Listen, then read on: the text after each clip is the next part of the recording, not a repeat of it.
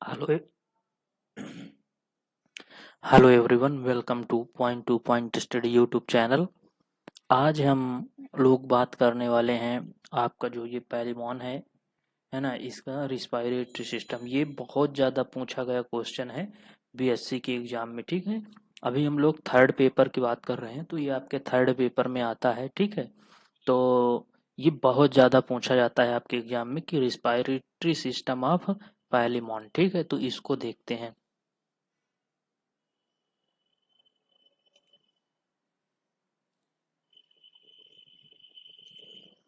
चलिए स्टार्ट करते हैं। सबसे पहले थोड़ा सा इंट्रोडक्शन देखते हैं। जैसे इस स्लाइड्स आपको दी गई हैं, इसी तरह आपको एग्जाम में लिखना है अपने। ठीक है ना, तो चलिए देखते हैं। The respiratory system of Palaemon, a freshwater prawn, is well developed and adapted for aquatic respiration। मतलब ये हुआ बेटा कि जो रिस्पायरेटरी सिस्टम है पैलिमॉन का, वो क्या होता है, वेल डेवलप है और एडाप्टेड है। किसके लिए?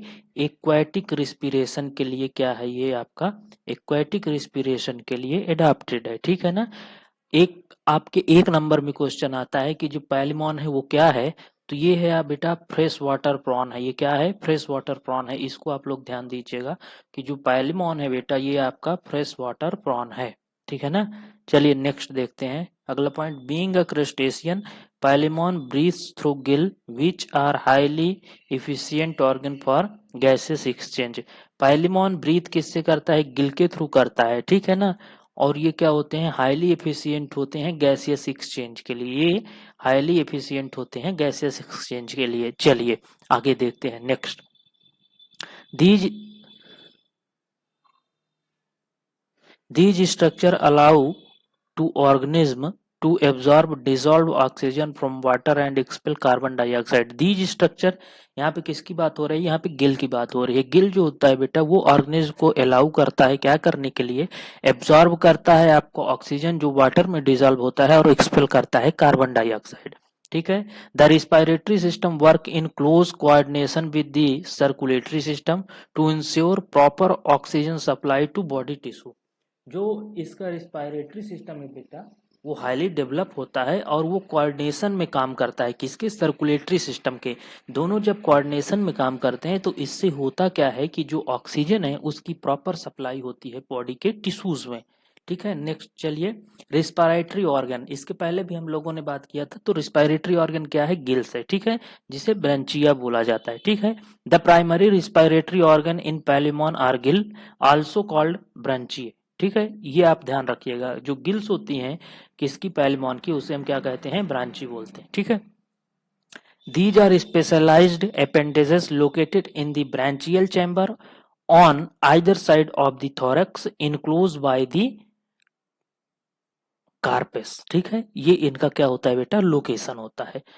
Number and arrangement. अरेंजमेंट कैसे होते हैं और नंबर कैसे होते हैं, इसको देखिए। Palaemon possesses a total of 8 pair of gill on each side. दोनों साइड में 8 पेयर गिल होते हैं। ठीक है। The gills are arranged in 3 group based on their position. Gill जो होते हैं वो 3 ग्रुप में अरेंज होते हैं। ठीक है, उनकी पोजीशन के बेसिस पर। पहला देखिएगा, पहला क्या है? Pleuro branch 6 pair. Pleuro branch कितने होते हैं? 6 पेयर होते हैं। Arising from the lateral wall of the thoracic body segment. Thoracic body segment से एराइज होता है। ठीक है, लेटरल वॉल से एराइज होता है। अगला चलते हैं, अगला है ortho branch. Ortho branch 2 pair होते हैं, 2 pairs, located at the junction of the body and the base of appendages. Leg और बॉडी का जो जंक्शन होता है बेटा, वहां पर ये प्रेजेंट होता है।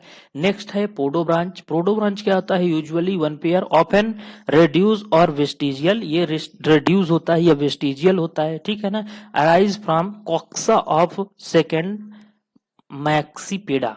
ठीक है, ये यहां से एराइज होता है। नेक्स्ट स्ट्रक्चर आप गिल देखते हैं। स्ट्रक्चर कैसा होता है? Each gill is feather like. ठीक है, and composed of a central axis from which lateral lamellae arise on both side. ठीक है, ये इसका स्ट्रक्चर है। The lamellae increase the surface area for gases exchange. The gill is richly supplied with haemolymph through afferent and efferent channel. ठीक है ना। चलिए, इसके बाद हम लोग नेक्स्ट वीडियो में देखेंगे। Thank you for watching.